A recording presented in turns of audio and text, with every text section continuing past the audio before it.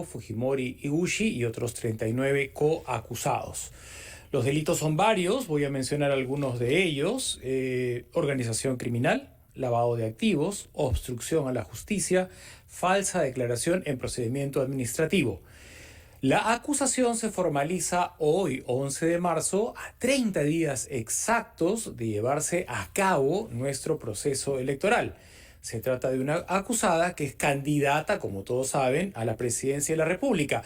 Y según las últimas encuestas, empataba, digamos, técnicamente el segundo lugar, ¿no? No teníamos claro bien quién pasaría a la segunda vuelta. Se mostraba casi un empate técnico entre Verónica Mendoza, Keiko Fujimori y Rafael López Aliaga.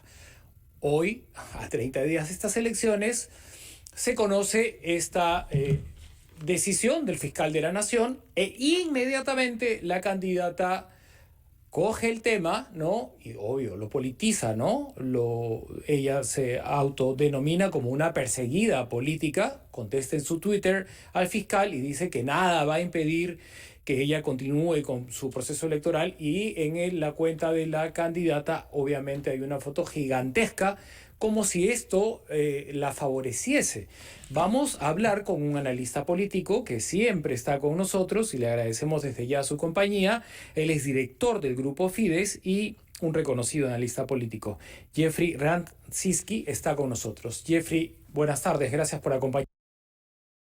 How to get super fast Wi-Fi, anywhere, anytime. Bastante complejo el tema de la campaña en tiempos de confinamiento, de pandemia, y los decibeles se habían extrapolado muchas veces, ¿no? Con esta acusación, ¿cuánto crees que va a agitarse aún más el panorama de la campaña? Es una acusación gravísima porque se están pidiendo nada menos que 30 años de prisión y 10 meses para la que es ahora candidata a la presidencia de la República y que, según las últimas encuestas, está empatando el segundo lugar. Definitivamente, Mauricio, es un elemento que sí agita más las aguas. Entramos a los últimos 30 días, a las últimas 4 semanas de campaña electoral, y hay algunos elementos de contexto para analizar los efectos políticos de esta acusación a Keiko Fujimori. La primera es que, como bien lo mencionaste en algún momento en el programa, esta es una campaña con candidatos con muy poco respaldo, muy poca intención de voto, sin que despierten mayor ilusión. De hecho, la propia Keiko Fujimori, teniendo la cuarta parte del respaldo que tenía hace 5 años, puede pelear un pase a segunda vuelta. Entonces, ese es un poquito el contexto. Lo segundo, yendo directamente a la acusación fiscal, tenemos que considerar que esta es una investigación que viene desde el año 2018. Y efectivamente, faltando 30 días para la elección, nuevamente con gran protagonismo mediático, el fiscal Pérez la presenta, y va a depender de la reacción de la candidata Fujimori para ver los efectos. Yo creo que en principio sí la golpea.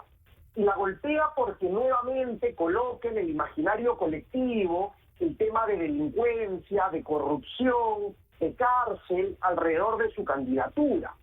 Pero creo también que es una oportunidad para ella de tener atención mediática, de tener nuevamente los reflectores que había perdido en las últimas semanas, porque otros candidatos habían tomado más protagonismo, y teniendo esa atención mediática puede colocar mensajes de campaña. No solo victimizarse, sino colocar sus propios mensajes. Entonces, creo que hay este doble juego, Mauricio, de un problema y una posibilidad o la oportunidad para posicionar, digamos, sus mensajes de campaña. Uh-huh.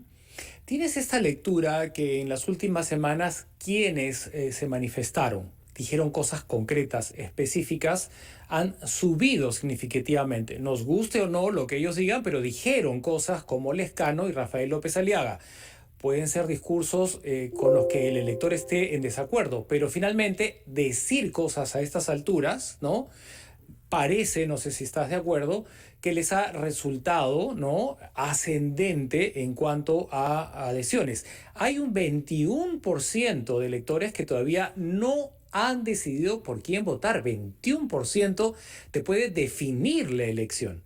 Ese 21%, ¿no? ¿Cómo crees que va a procesar este capítulo de la campaña? Porque el fiscal lo ha vuelto un capítulo de la campaña al presentarlo hoy a 30 días. Y si tú consideras, desde tu observación, tu ojo también entrenado, que la candidata tiene la suficiente pericia política como para capitalizarlo a su favor y no en su contra. A ver, en primer lugar, coincido contigo, han habido candidatos que han logrado diferenciar sus discursos y eso les ha dado réditos electorales, en eso coincido. Creo que ese 21% tenemos que tomarlo con pinzas. Yo creo que es bastante más de 21%, Mauricio, por dos razones. La primera, porque habría que agregar un gran número de ciudadanos que dicen que votarán nulo o blanco, y ya la historia nos muestra que esto se va reduciendo. Entonces, a ese 21 hay que agregar este porcentaje. Y por otro lado, con candidaturas tan débiles, con tan bajo voto duro, ¿no? Voto sólido, hay mucha volatilidad, uno salta a otro candidato. Entonces, en realidad, yo diría que es más de un tercio de la ciudadanía que todavía no ha definido. Dicho esto, creo que la candidata podría, digamos, utilizarlo, podría capitalizarlo, sí tiene la experiencia, podría, pero eso va a depender también de otros ataques que se den en los próximos días y de lo que salga en las próximas encuestas. El domingo vamos a tener dos resultados de encuestas, el Instituto de Estudios Peruanos con la República, Ipsos con el Comercio. Ipsos ya va a ser simulacro de voto, y ahí hay que tener cuidado, porque, por ejemplo, en lo que veamos del Instituto de Estudios Peruanos, no se va a poder medir el efecto en Keiko Fujimori de esta acusación, porque entiendo están terminando la encuesta hoy. Quizá algo se pueda medir en Ipsos, que entiendo mañana seguirán encuestando y haciendo trabajo de campo. Entonces, creo yo que va a depender de la reacción. Más allá de un tuit, todavía no hemos visto mensajes de la candidata Fujimori a partir de esta acusación, y va a depender qué tanto lo tomen sus adversarios políticos para seguir insistiendo y qué tanto lo vinculan con asuntos que sí restan políticamente, que son corrupción, delincuencia, investigación, desconfianza, ¿no? Entonces, creo que ahí hay varias aristas a analizar. Lo que sí creo, Mauricio, yo soy muy crítico de muchas cosas del fujimorismo, pero me parece que ese pedido de suspender Fuerza Popular como partido político es una exageración, es un despropósito. Yo entiendo, yo no he leído el expediente, no he leído la acusación, entiendo que en la tesis fiscal el partido sería una organización criminal. Yo creo que eso es una visión bastante exagerada, y yo sí creo que debemos distinguir el camino, digamos, político, institucional, partidario, de imputaciones que deben ser, pues, investigadas a cabalidad, y ojalá no tarde tanto pasar a juicio oral y una sentencia, absolutorias o condenatorias, ¿no? Yo creo que eso sí es bien importante. Ahora, Keiko tiene un antivoto altísimo, o sea, gente que está decidida a no votar por ella bajo ninguna circunstancia. Este capítulo de la campaña, ¿no?, lo puede capitalizar otro candidato a su favor para recordar las desventajas de esta candidata y sumárselas a él, ¿no? Como que es la antítesis de esto, porque no ha subido al lugar que él aspiraba. Hay un triple empate en segundo lugar, digamos, técnicamente hasta la fecha. Y quisiéramos saber cómo ves tú esta oportunidad para los otros candidatos. Permíteme, por favor, hacer la pausa y volver con tu respuesta en instantes. Gracias, Jeffrey.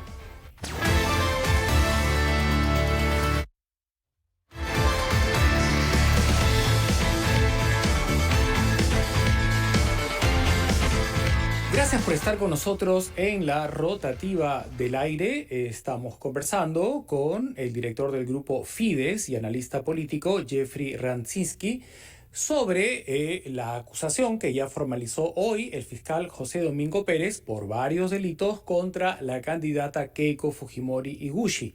Hay 39 coacusados en la relación y lo que está pidiendo son 30 años y 10 meses de cárcel. En la primera parte de la conversación con el analista político nos mencionaba que él considera que la candidata tiene la suficiente pericia política como para capitalizar esto en plena campaña.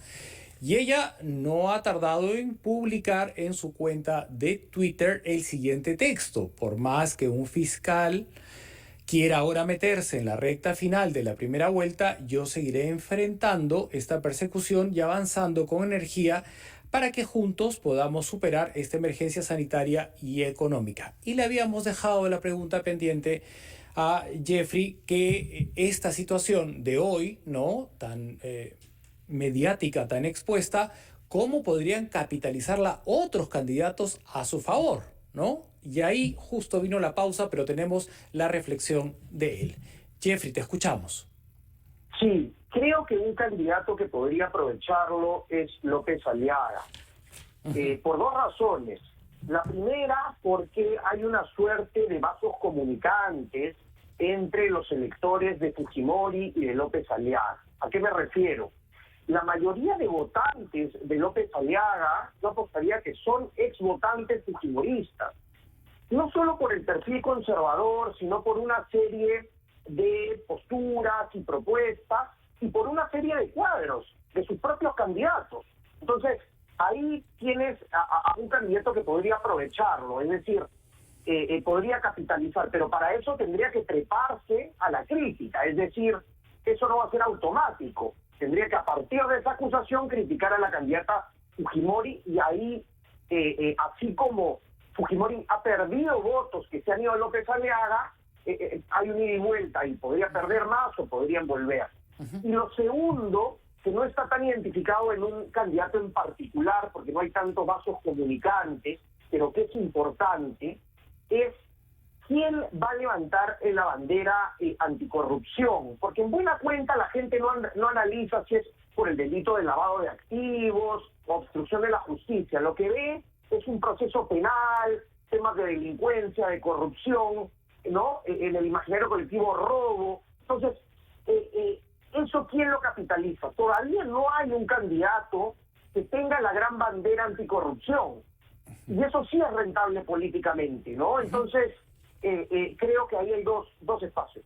Bien, muchísimas gracias, Jeffrey, por acompañarnos en esta oportunidad con el caso Keiko Fujimori y este análisis sumario de la campaña. En otra ocasión conversaremos extensamente. Gracias y hasta una próxima ocasión. Le damos la bienvenida ahora al fiscal Rafael Vela, está con nosotros en línea. Le damos la bienvenida a la rotativa del aire. Fiscal.